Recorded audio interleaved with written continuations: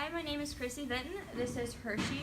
I'm going to be showing you how to do your horse's horse health check or vital signs. It's really good to know how to do vital signs in case your vet might not be able to get there as soon as you can. You can take vital signs so that he knows exactly what's going on when he gets there.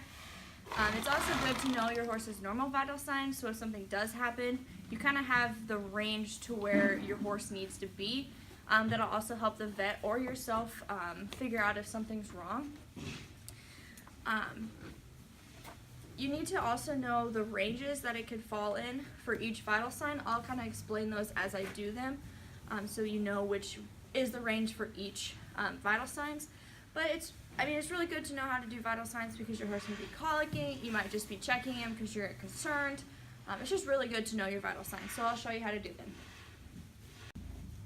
So the first vital sign that you really need to look at is just your horse's overall health and condition. So Hershey here is normally happy, he's normally very curious, he loves attention.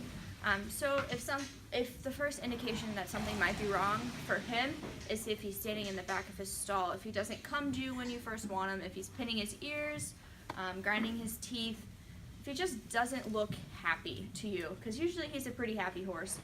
But another thing is just their overall conditions, like is their skin healthy, are they a healthy weight, do they look normally healthy compared to a non-healthy looking horse that you might find. So overall appearance, something else that you can look for is if they're weight bearing. If they're not weight bearing, that's probably a good indication that something's not right, something hurts, they're in pain. Also, if they're uncomfortable. So he's usually not a stall walker, so say I come in one morning and he's consistently walking in his stall, or you can tell that he's been walking in his stall. That could be an indication that he's uncomfortable, that something might be painful or is not right. Also his attitude, like I said before. He's happy and curious. If he's not happy, there's probably something wrong, because 100% of the time he is ears forward wanting attention. Another thing is if you go to a stall and he hasn't been drinking water. So if his buckets are still full from 4 hours before when you filled him, that probably means he isn't drinking water, and you should probably be taking vital signs or trying something else to get water into him. Also food, he normally cleans up his food pretty easily. If you come in one day and there's hay or there's still grain all over his stall, that's a big concern because that means something's not right. Also, he usually is a pretty clean stall, so if you get there in the morning and the poop is everywhere and it's just a dirty stall in general, that could be another really good indication that he's uncomfortable and not happy. So the first vital sign we're going to look at today is mucous membranes. Mucous membranes are the lining of the body openings. We mainly focus on the conjunctiva, which is the eyelids, or his gums, which are in his mouth. So we want our mucous membranes to be a pink, moist color. You don't want them to be dry or any other random color. If you do have other colors, some examples of those would be like a fiery red, which might indicate a fever or infection.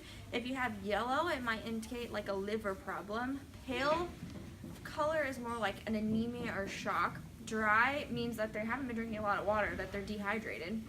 And a bluish purple could be the lack of oxygen, which those are all concerning problems that you might have to have a vet get involved. So how to look at your mucous membranes is you don't want to stand in front of them.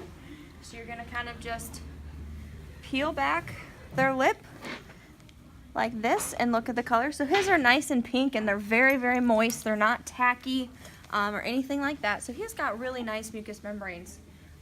So another thing that kind of goes along with your mucous membranes is your capillary refill time. Capillary refill time could also help you with whether they've been drinking water or if they have good oxygen and blood flow to the area. So you kind of do the same thing with your capillary refill, and it should be between 1 to 2 seconds back to normal. So you kind of do it again. You don't want to stand in front of them.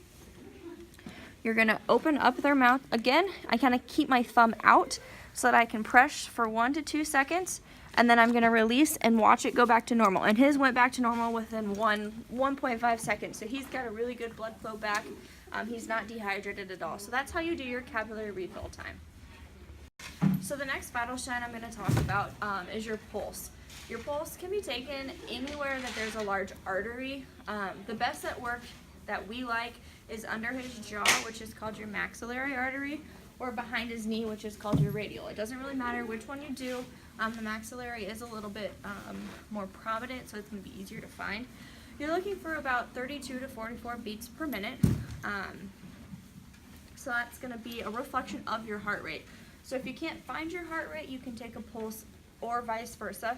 It kind of just depends what you're good at, but you should take both just to compare, and it's good to compare. But when you do it, you're going to time for 10 seconds and then times that number by 6. So to take it, we're going to unclip this piece of his halter so that I can get my hand underneath his jaw comfortably. So I'm going to put my fingers like this, and I'm not going to press on the artery, but I'm going to kind of put my fingers around the artery. And I'm just going to feel for it. When I find it, I'll tell my timer, oh.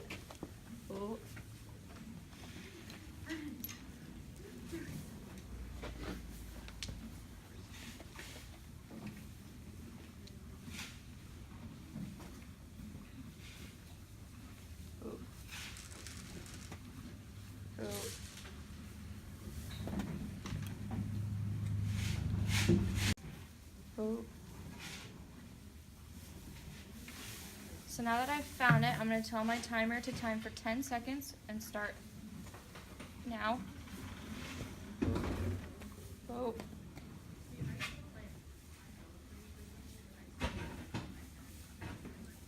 Time.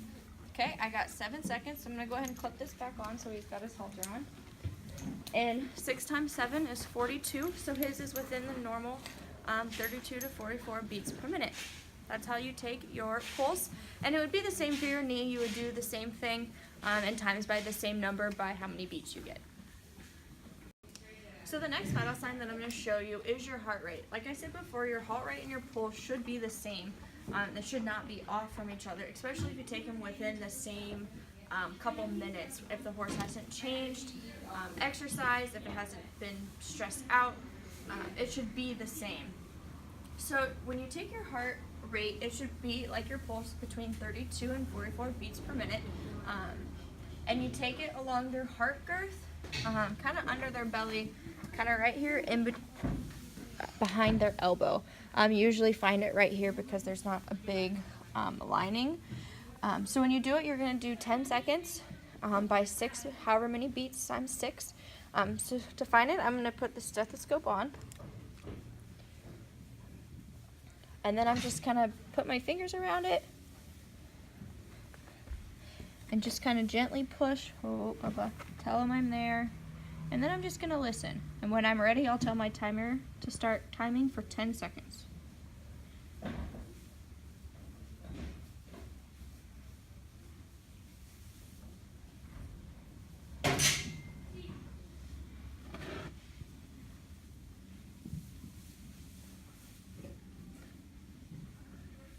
Go ahead and start now.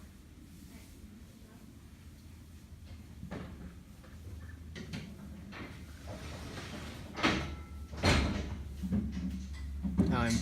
Okay, I got 7 again, so that means his heart rate is 42, which was the same as his pulse rate, which is good. And that's how you take his heart rate.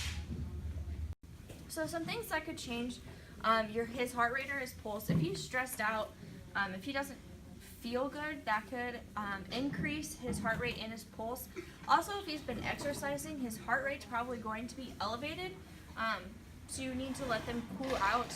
If you're just going to take his normal vital signs, he needs to cool out and be comfortable so that he can have a normal heart rate. So the next vital sign that I'm going to show you today is respiration rate. Your respiration rate should be between 8 to 16 breaths per minute. Another thing that could alter your respiration rate is if they just got done exercising or if they've been stressed out for some reason. So you have to kind of watch that and know if that's going to affect your beats per minute or your respiration rate. This should be lower than your pulse. If it's not lower than your pulse and your heart rate, you could have a inverted respiration rate, which is not good, and that usually indicates that you need to have a vet out immediately due to him breathing faster than his heart is beating. So you never want to watch their nostrils, because if you kind of watch, they kind of wiggle, they kind of are misleading into when he's actually taking a breath. So we're going to watch his belly about right here on his flank, and watch it go in and out. Sometimes if it helps, you can put your hand here and feel it go up and down. I do better just standing and watching. So we're gonna do it for 10 seconds again, and we'll times it by 6 to see what his respiration rate is. So I'm gonna go ahead and watch it, kind of get an idea, and then I will tell my timer to start timing for 10 seconds. Oh.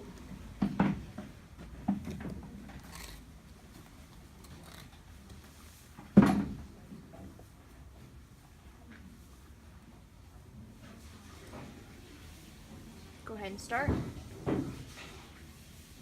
Oh.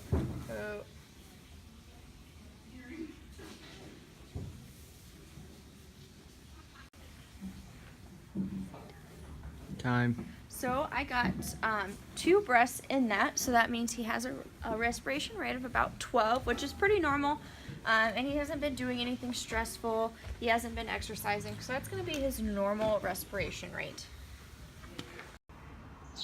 So the next vital sign that we're going to check is your digital pulse. Your digital pulse is taken on the lower leg. I like to take it underneath the fetlock, but you can kind of take it on top of it, or even lower down here on the heel. You take digital pulse to see if there's a problem in the foot. You can't take digital pulse to get their heart rate or their pulse. That you don't do that. It's just to see if they're having hoof issues, which could be anything from they're just lame, they have an abscess, anything like that. So when you do take your digital pulse, you're going to use your safety and tell them that you're here. You're going to kind of go down. And I like to put my fingers underneath this fetlock. So I'm just going to feel here. You really need to feel for quite a bit of time. You don't want to just put it down there and say, oh, don't feel anything, come off. But you're also not timing it. You're just putting your fingers down there to feel if you can feel a pulse at all. And sometimes a horse will always have a slight pulse, but you're looking more for like a bounding pulse, which he's got nothing in this leg at all, which is good. You don't want anything in the leg. So that's how you do your digital pulse. So the next vital sign that I'm going to show you is a skin pinch. A skin pinch is done on their neck, above their shoulder, about right here in the line where there's a lot of skin to where you can grab. We do a skin pinch to mainly test for hydration. So when you do your skin pinch, you're just going to kind of grab his skin with your pointer finger and your thumb, and you're going to pull up like this, and you're just going to hold it for 1 to 2 seconds and then let go. And just like his did, it should go down to a normal flat within 1 to 2 seconds.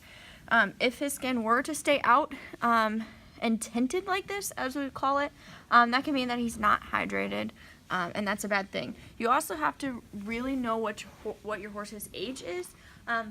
Since he's a younger horse, his skin has got a lot of elasticity, but if, for say, I was doing this on an older horse, maybe in his 20s or late teens, his skin doesn't have the correct elasticity, so it's going to tent a little longer, but as long as it goes flat within a few seconds, then it should be fine. So the next vital sign that I'm going to show you is one of the most important, I think, and it is their gut sounds. We listen to their gut sounds because it kind of gives us an indication what's going on inside of them, kind of like the heart rate is. So when we listen, we're going to listen. You want consistent movement. You want the gurgling, the swooshing, like the waterfall noises. You want that all the time. If you don't have that and there's no noises, that could mean that they're possibly colicking, that there's something wrong going on before you get to their guts. So you also, if they're overactive, so if there's a lot of movement, there's really loud movement, and they kind of don't have moments of slight silence, then they call that hypermodal, which is also a big problem, and you should probably have your vet involved for no sounds or hypermodal sounds. So something that's really important with gut sounds is your safety. Since you are next to their hind legs, we have a horse now in Western that if he is colicking and you go to touch anywhere on his belly, on either side, he gets very, not aggressive, but he likes to kick out at you, and that could be a major problem when you're trying to listen to his gut sounds and he's trying to kick you. So that's something you always need to remember. So you kind of have to watch that. Hershey's usually pretty good. He isn't going to do any of that today. So we'll be able to take his gut sounds on both sides. So a horse has got 4 quadrants. There's 2 or 1 on each side in the upper, and there's 1 on each side in the lower. When you do your gut sounds, you want to do all 4 quadrants. When you do have to do your vital signs or your gut sounds, you have to listen to all 4 quadrants to be able to get a accurate analysis of what's going on. When you do listen for, say, this upper left quadrant might be normal. It might have normal whooshing waterfall sounds, but then you might get to this lower side and it could be dead quiet. That's very normal that one section is the section that might not be happy and this section might be perfectly fine. So that's something to kind of keep in mind when you're doing it. So when I do my gut sounds, I'm going to either use my ear, and if I do use my ear, I'm going to kind of put my hand up here and my hand on his butt and just kind of tell him I'm there and just slightly lay my head down on him so I can be able to hear into this quadrant. Or you can use a stethoscope. I'd rather use the stethoscope than my ear, so I'm just going to put these on, move them over first.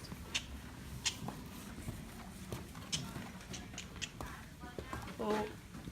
So I'm going to put my stethoscope on, and I'm going to make sure that he knows that I'm going to be touching him.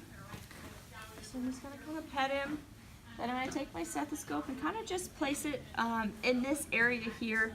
It kind of depends on the horse where you're going to be able to hear the gut sounds. You're just going to have to play around with it and see if you can find them and where you find them the best at.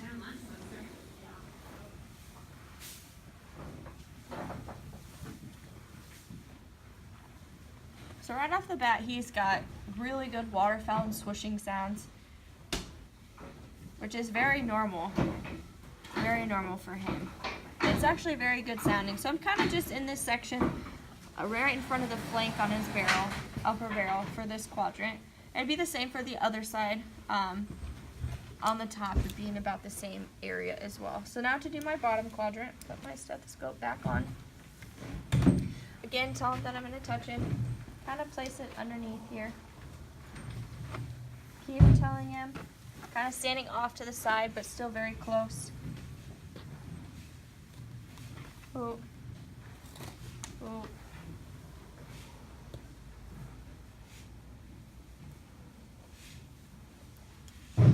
He also has really nice gut sounds in this quadrant as well. A lot of gurgling in this quadrant, which is good. And there's lots of movement. There's not too much movement, but there's always movement within his gut, which means that his gut is working really nice. And that he shouldn't have any problems with a colic or anything tonight. Gut sounds change all the time. I could come back in 5 minutes and it could be different. But right now, he's got really good gut sounds on both sides. Again, so now that we've taken our gut sounds on the other side, we're going to take them on this side, and it's going to be the same thing as we talked about on the other side. You're going to want to listen to that waterfall gurgling, that consistent movement, nothing that's like extremely loud, or if it's moving too much, that's a hypermodal issue like I talked about before. So same thing, put my stethoscope on, and I'm just going to feel around. Sometimes it's in different places for different horses, so you kind of have to listen and move until you find the noise, if any noise. So right here I've got the gurgling noise, really good gurgling noise. And you want to listen for a little bit. You don't want to just be like, oh, there's one noise and move away. You want to listen for that consistent sound.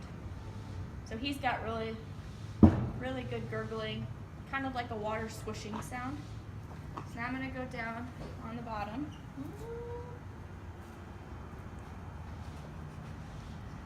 And listen again. Kind of move it around until you find it.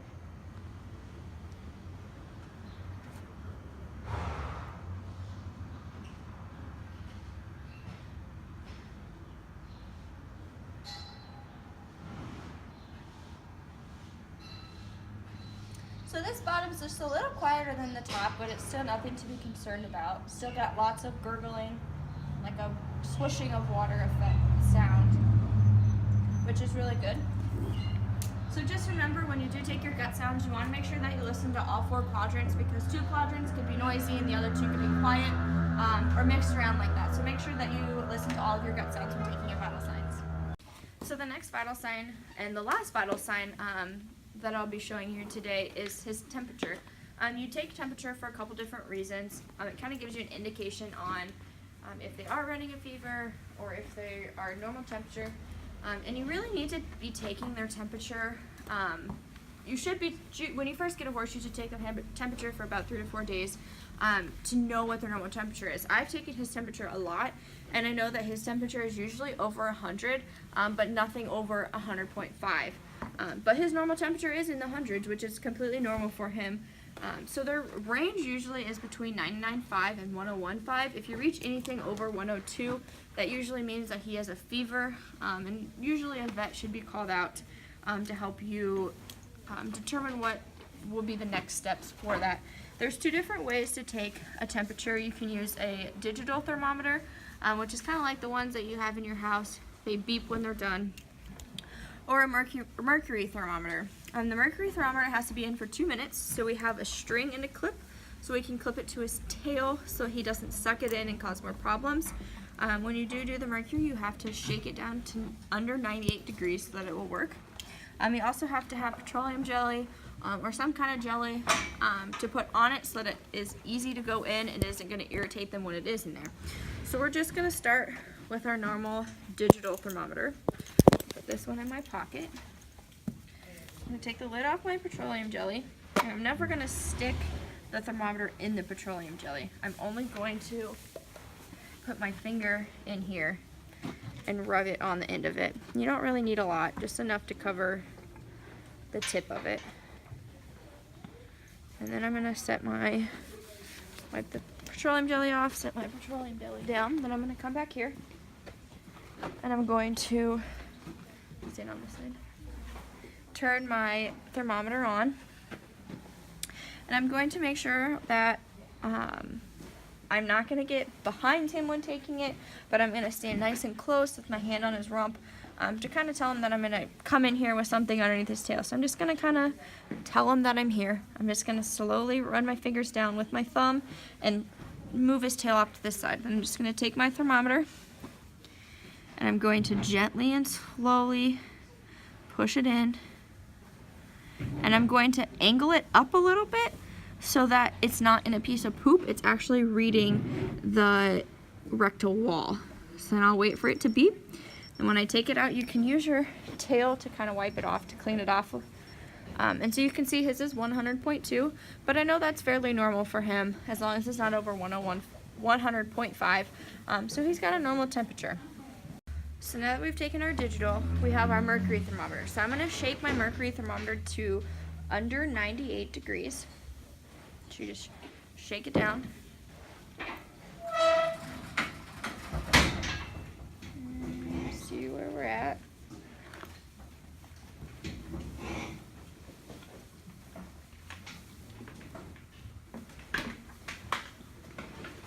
Okay, so now that I'm under 98 degrees, I have a little petroleum jelly on my finger, take it and rub it on the end of it.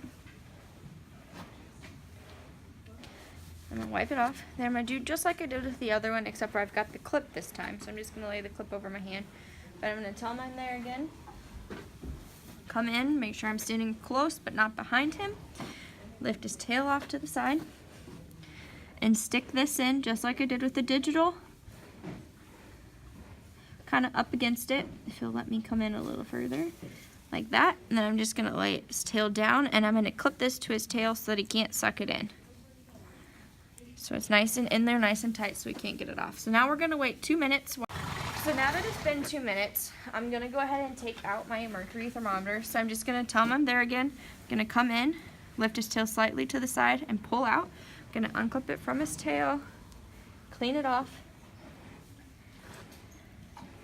And then I'm going to read it. So I kind of have to find the right angle. So yep, so he's got 100.3 or not 100.3, my bad, 100.3 temp, which is pretty similar to our digital. Usually a digital is a little lower than our mercury, but it's pretty close overall. So that's how you take your mercury temperature. So I've showed you a couple different ways, or a couple different vital signs that you can do on your horse. Remember that you need to have a normal range for your horse, but also know the normal range for all horses in general, because it's really good to know, especially with his temperature. I knew that his temperature is normally higher, so I wasn't in concern when it was over 100 degrees.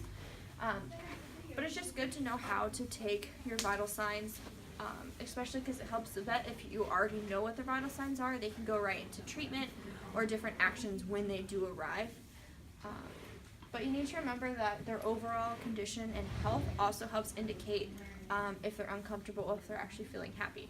So I hope that these vital signs will help you in the near future when taking your horse's vital signs. So I hope they help.